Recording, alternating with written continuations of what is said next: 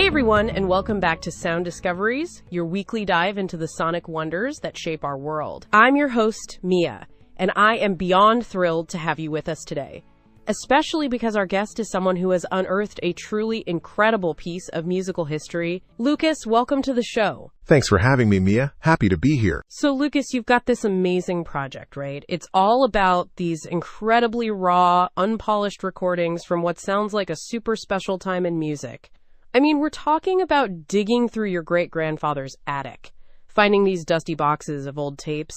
That's already a story in itself. Yeah, it really was. It started by accident, truly. I was helping clear out my great-grandfather's old house, the one that's been in the family for ages. And in the attic, tucked away, were these forgotten boxes. Dusty, old things. Inside, reels of tape, handwritten labels, some worn-out tape cases. Just names, grooves, and time, sealed in analog dust. Nothing that anyone had touched in decades. Oh, wow. So it wasn't like, oh, I'm looking for these specific tapes. It was just, you stumbled upon them. That's so cool. And what was on them? I mean, you can't just tease us with forgotten reels. Well, what came out of those tapes was pure 1970s jazz funk. It was raw, unpolished, and incredibly alive. Think tight drum breaks, really deep bass lines, electric keys, sharp horn stabs, and just that kind of swing that you don't really hear anymore. Music made before algorithms, before trends really took hold, before anyone was obsessing over streaming numbers. 1970s jazz funk. Okay, my ears are officially perked. And you said unpolished. That's part of the charm, right? Like, these weren't meant for radio perfection. They were made for, what, to just move people? To feel good? Exactly. These recordings weren't meant to be perfect. They were meant to move people. That's the core of it. The intent behind them was pure expression, pure groove. No second guessing, no trying to fit a mold. Just musicians in a room laying down a track. And that's what your project is all about, right? Bringing these lost sessions back to life, but not like remixing them or adding a modern beat. It's more about preserving them, almost like a musical archaeology. You're sharing them as they were meant to be heard. That's precisely it. This project is about bringing those lost sessions back to life. We're not modernizing them, not overproducing them. The goal is to carefully restore them and share them exactly as they were meant to be heard. It's a glimpse into a forgotten era where groove ruled and musicians played like tomorrow didn't matter. It's for late nights, deep listening, crate diggers, and anyone who knows the best music is sometimes the stuff that was never supposed to be found.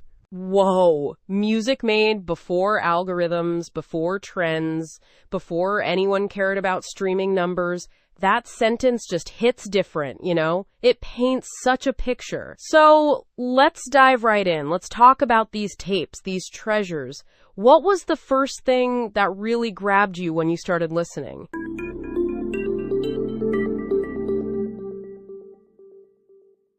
Okay, so these tapes, you're in the attic, you find them. What was the asterisk very first tape you popped on?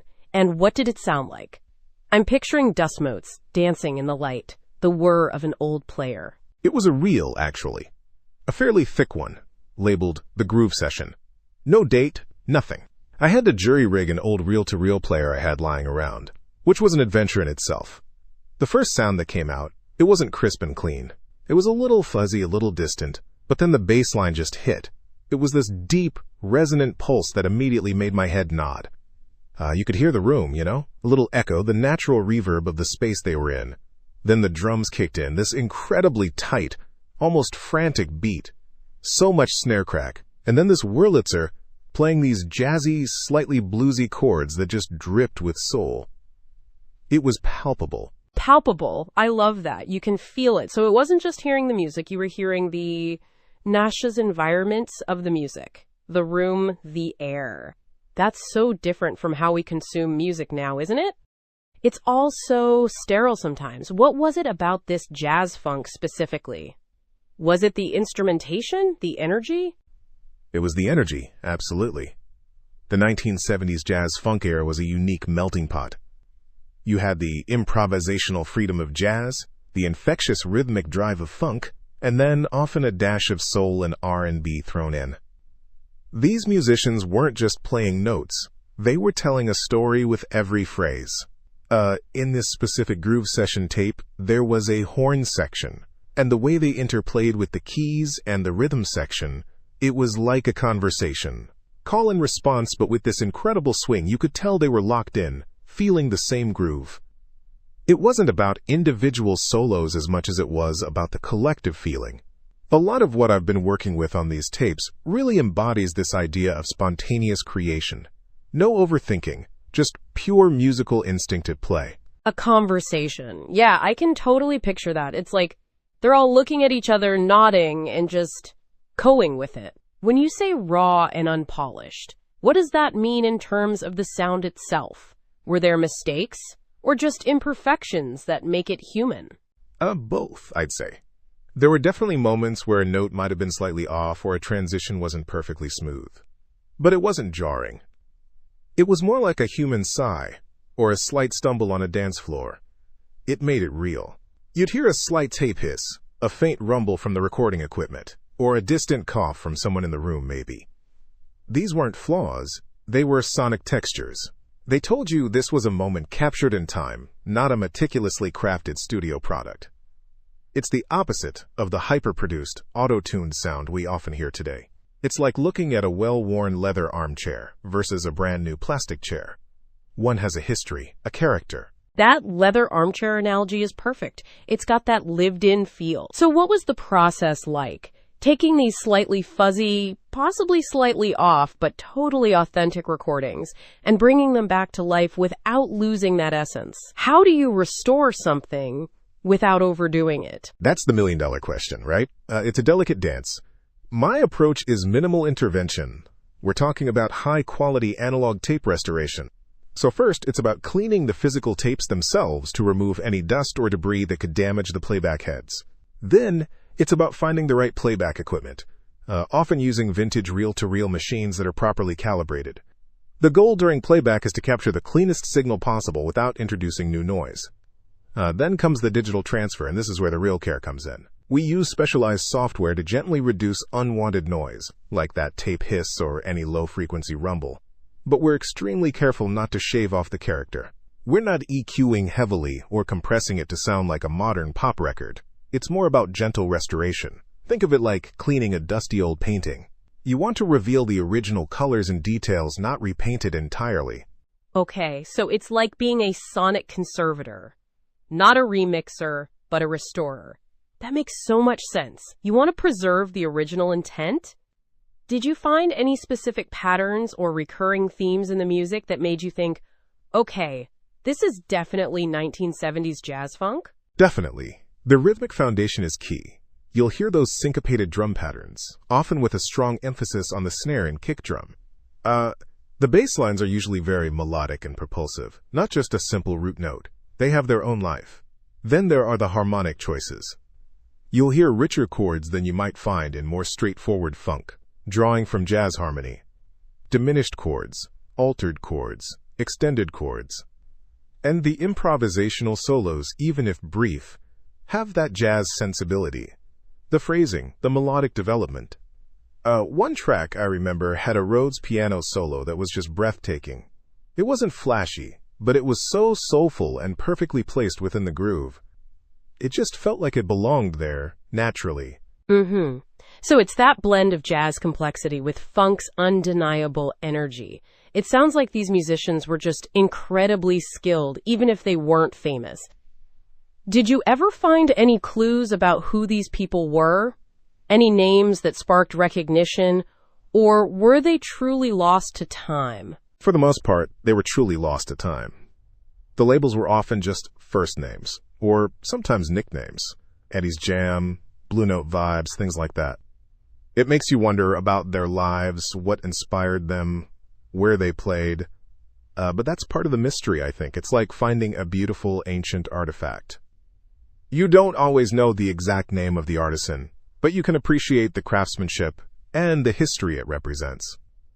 This project really is about celebrating that anonymous artistry, the music made for the love of it, not for fame or fortune. It's about the sound, the feeling, the moment itself. These weren't meant to be chart toppers. They were meant for people in a room to feel something deep. That really is the heart of it, isn't it? Music made for the moment. So after digging through all these tapes, what would you say is the overarching vibe or the essential takeaway from this collection of 1970s jazz funk? What's the core message these lost sessions are trying to tell us? I think the core takeaway is about the power of unadulterated groove and authentic expression. These recordings remind us that music doesn't need to be perfect to be profound. It needs to be honest. It needs to have soul. It's about connecting with an emotion, a feeling, a rhythm that resonates deep within you. It's a testament to a time when musicians were creating purely for the joy of creation and the connection with their audience, unburdened by the pressures of mass marketability or algorithmic trends. It's about the beauty of imperfection and the timeless allure of a good beat. So, essentially, the core idea is that the most powerful music often comes from a place of pure, uninhibited expression. Let's bookmark that and continue after a break.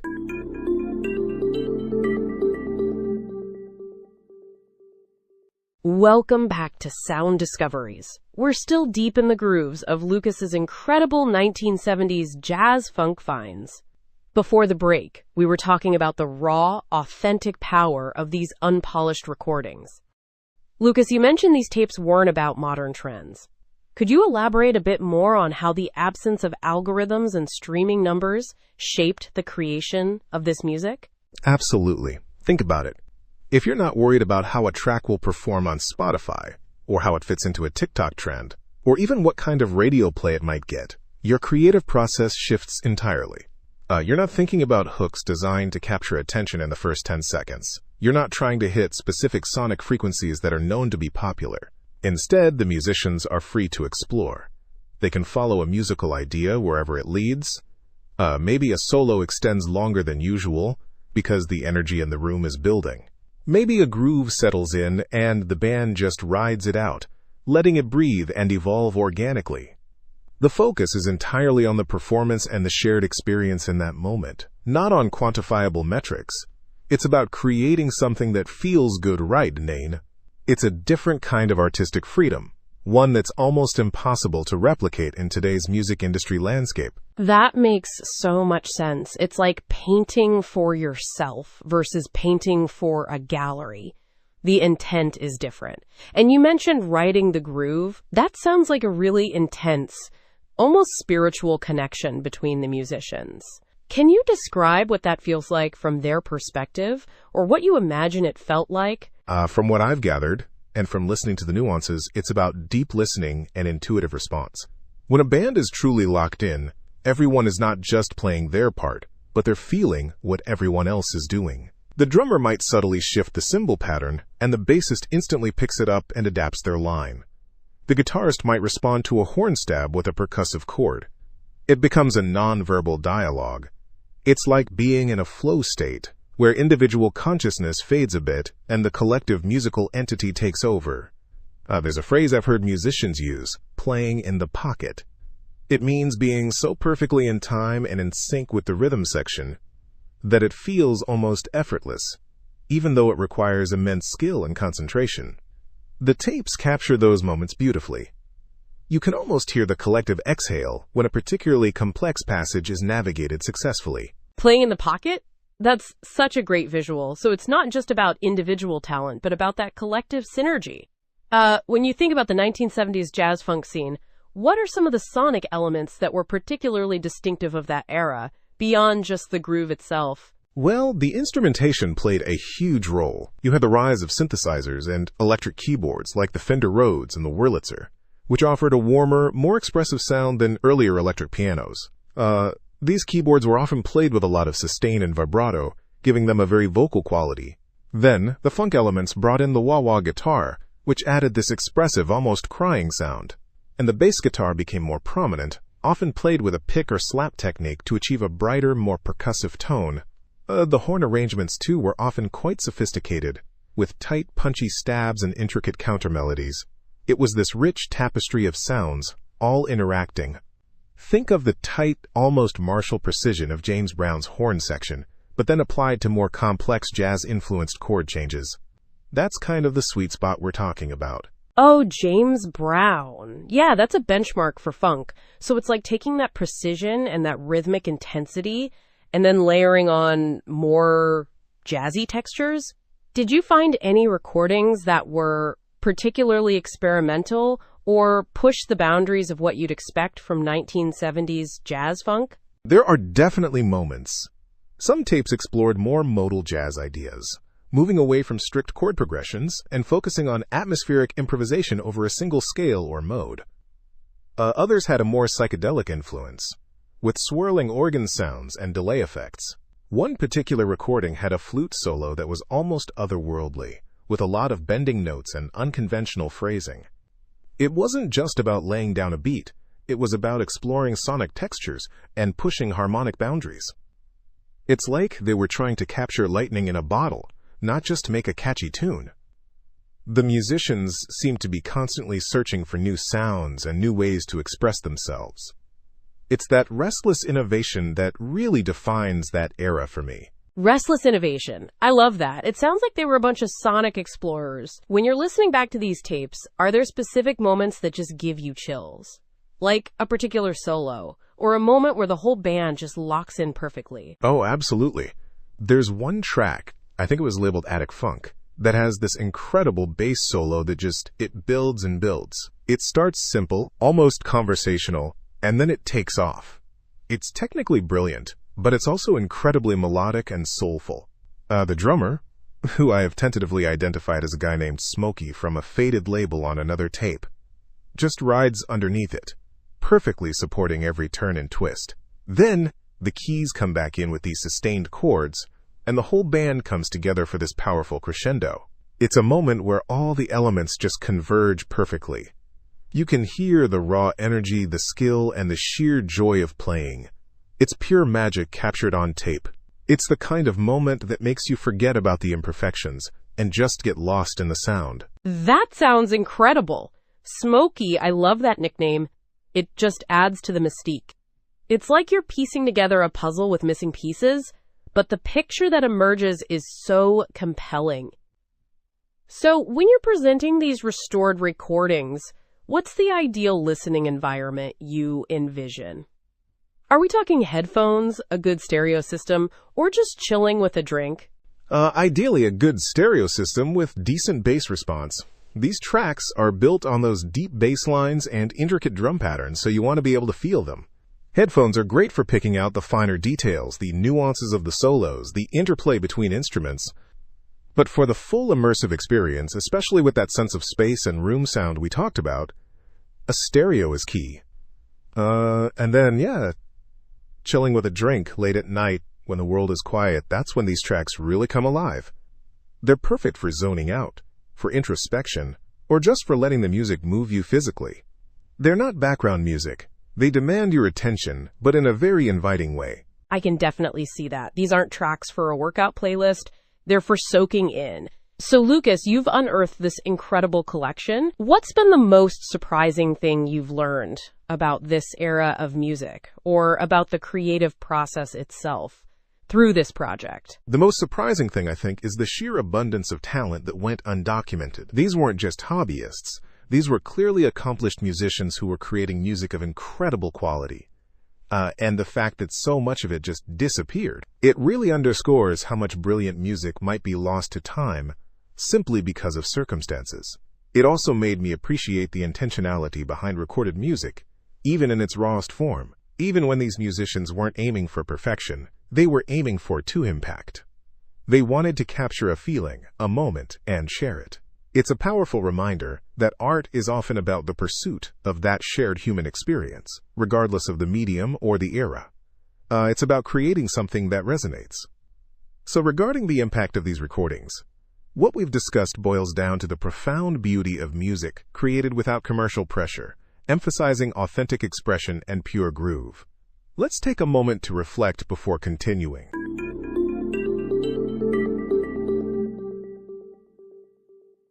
Reflection time is definitely needed after that. Lucas, it's truly remarkable. So you've meticulously restored these 1970s jazz funk sessions. What does the future hold for them? Are you planning to release them? Or is this more of a personal archive? The goal is definitely to share them. The lost sessions aspect is crucial. Some tapes are lost for a reason. Perhaps they were incomplete or of lower quality, but others are just waiting for the right moment to be heard. My aim is to curate a collection from these recordings, making them accessible to listeners who appreciate this kind of music. Not through mass distribution, but through channels that reach the right audience. Collectors, jazz and funk enthusiasts, people who dig deep for unique sounds. It's about giving these tracks a second life, a chance to be heard and appreciated by people who will connect with that raw, unpolished energy. That's fantastic, and I have a feeling there's a whole community out there just waiting for something like this. It's like you've cracked open a time capsule of pure sonic joy. When you were restoring them, did you ever imagine them being heard by a wider audience, or was it initially just about preserving them for yourself? Initially, it was purely about preservation. It was a personal connection to my great-grandfather's legacy and a fascination with the music itself. But as I got deeper into the process, listening to these incredibly vibrant performances, I realized they deserve to be shared. The energy is too infectious to keep to myself. I started thinking about how these musicians, whoever they were, poured their hearts into these recordings. They deserve an audience, even if that audience is smaller and more dedicated. It's about honoring their craft and their passion. It's like finding a forgotten masterpiece in an attic. You wouldn't just leave it there, would you? No, you absolutely wouldn't. You'd want everyone to see it.